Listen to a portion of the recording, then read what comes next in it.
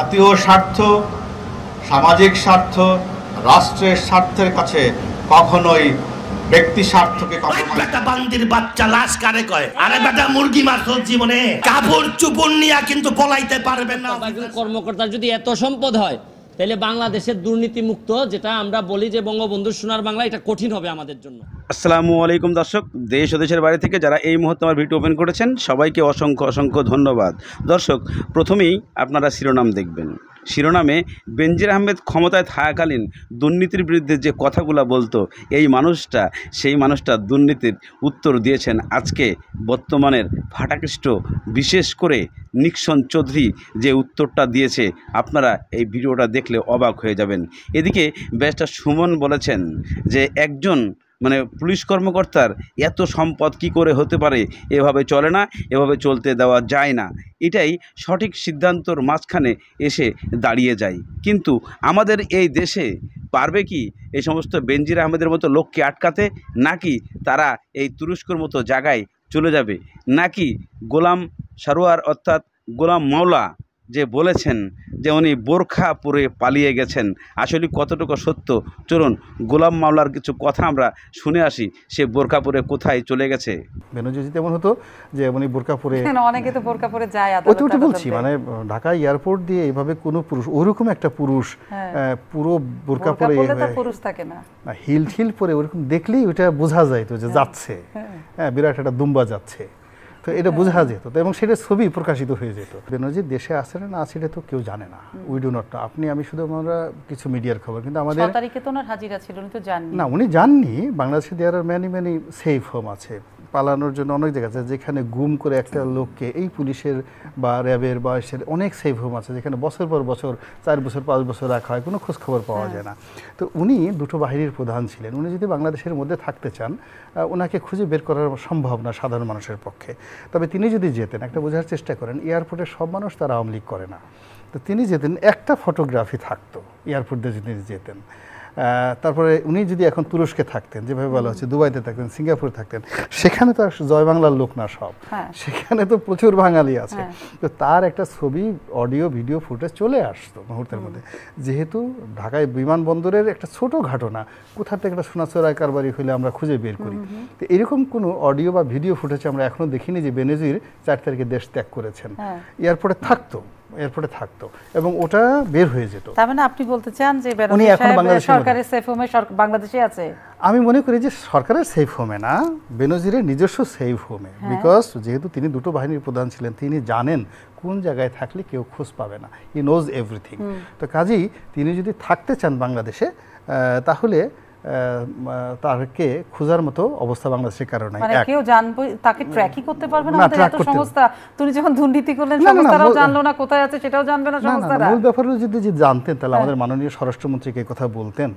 যেখানে একটা জিনিস দেখুন, স্বরাষ্ট্রমন্ত্রী বলতেন যে আমি জানি না, তো একটা এদিকে গোলাম মাওলা বলেছেন যে বর্তমানে বেনজির আহমেদ তুরস্কতে আছে, অথচ আমাদের স্বরাষ্ট্রমন্ত্রী জানেন না উনি বোরখা পরে চলে গেছেন।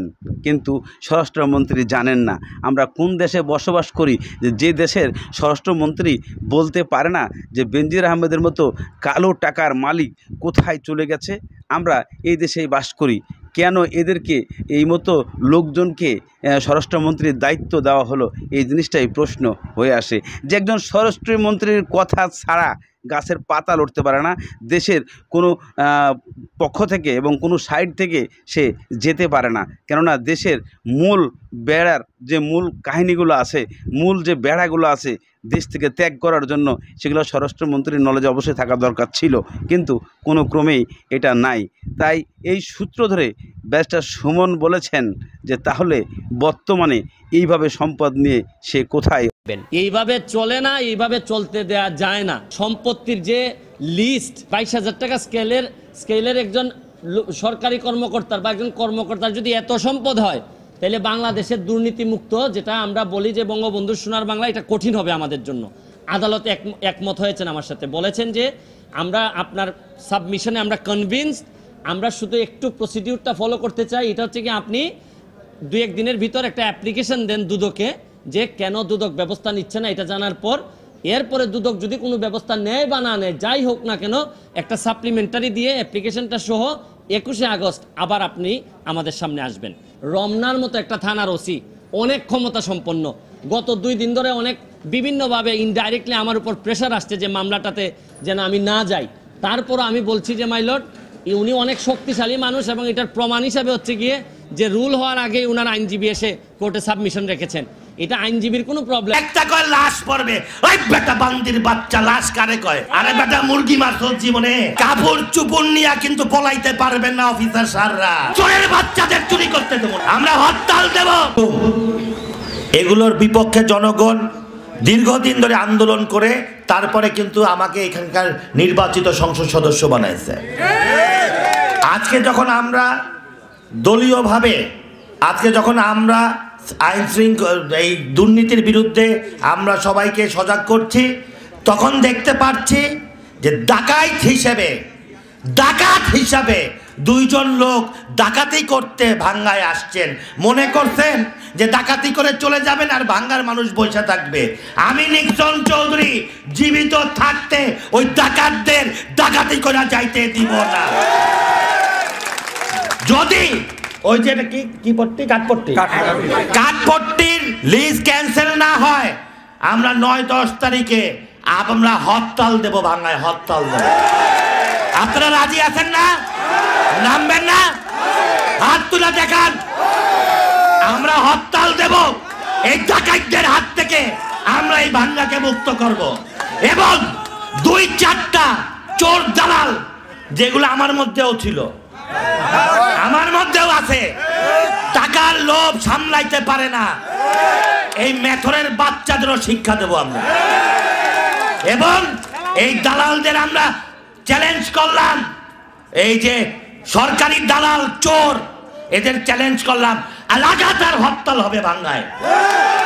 কারণ 4000 মানুষ দরখাস্ত দিছে, 84 জনের রাতের অন্ধকারে দোকান দিছে, এবং এর সাথে আমার নিজের লোকও 2-1টা চোর দালাল জড়িত আছে। এই চোর দালালদের দর্শক ইতিমধ্যে আপনারা সমস্ত কথাগুলো শুনেছেন। ব্যারিস্টার সুমনের কথা শুনেছেন, নিক্সন চৌধুরীর কথা শুনেছেন। নিক্সন চৌধুরী বলেছেন যে দেশে দুর্নীতিবাজ থাকতে পারবে না, দুর্নীতিবাজদের বিরুদ্ধে আমরা আন্দোলন গড়ে তুলব, হরতাল ডাকব, তবুও দেশে দুর্নীতি করতে পারবে না। মাননীয় প্রধানমন্ত্রীকে জানাবো, আপনি সচক্ষে এগুলো তদন্ত করুন। এলাকায় কোনো দুর্নীতিবাজ বসবাস করতে পারবে না এবং থাকতে পারবে না। যদি দুর্নীতিবাজ থাকে, দেশকে ধ্বংস করবে, দেশকে খেয়ে নেবে, আপনার দলকে নষ্ট করে দেবে। এই সমস্ত কথাগুলা যে বলেছেন নিক্সন চৌধুরী, এই কথাগুলো কতটা যৌক্তিক আপনারা অবশ্যই কমেন্টের মাধ্যমে লিখবেন। কেননা বর্তমানে বিশেষ করে আমরা সবাই জানি যে নিক্সন চৌধুরী বিশেষ করে মাননীয় প্রধানমন্ত্রীর আত্মীয় লাগেন। তাহলে নিক্সন চৌধুরীর এই পদক্ষেপ ব্যারিস্টার সুমনের মতো কাজে লাগবে, নাকি ব্যারিস্টার সুমন নিক্সন চৌধুরী যদি একসাথে এইভাবে অপারেশন চালায়, তাহলে দুর্নীতিবাজরা কোথায় দাঁড়াবে? দর্শক, এই কমেন্টটা আপনারা অবশ্যই করবেন। আপনারা কি চান যে নিক্সন চৌধুরী এবং ব্যারিস্টার সুমন একত্র কাজ করুক?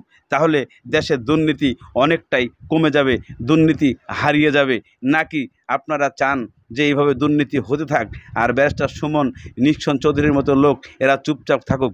এই জিনিসগুলা আমরা যারা বসবাস করি, বাংলাদেশের সাধারণ জনগণ, আমরা কি চাচ্ছি? দেশে লুটপাট, নাকি দেশ একটা শিথিলভাবে থাকা এবং কালো টাকাকে সাদা বানানো, এদেরকে দেশ থেকে তাড়ানো, নাকি এদেরকে দেশের মধ্যে রেখে কালো টাকাকে সাদা বানাতে সাহায্য করা? দর্শক, আজকের মতো এখানেই শেষ করছি। ভালো থাকুন, সুস্থ। সাবেক পুলিশ প্রধান বেনজিরের সঙ্গে ব্যবসা পাওয়া গেল সাকিব আল হাসানের, আমাদের ক্রিকেটার সাকিব আল হাসান। এই সাকিব আল হাসান এত খারাপ একটা মানুষ কিভাবে হতে পারে বলেন তো? এই সাকিব আল হাসান সেই শুরু থেকেই কত যে শেয়ার বাজার কেলেঙ্কারি করেছে, জুয়ার বিজ্ঞাপন দিয়েছে, হাসিনার নির্দেশে বিএনপিকে ভাঙার জন্য মেজর হাফিজের সঙ্গে ষড়যন্ত্র করেছিল। সব মিলিয়ে এই সাকিব আল হাসানের এই ছেলেটার টাকার জন্য এত নিচে নামতে পারে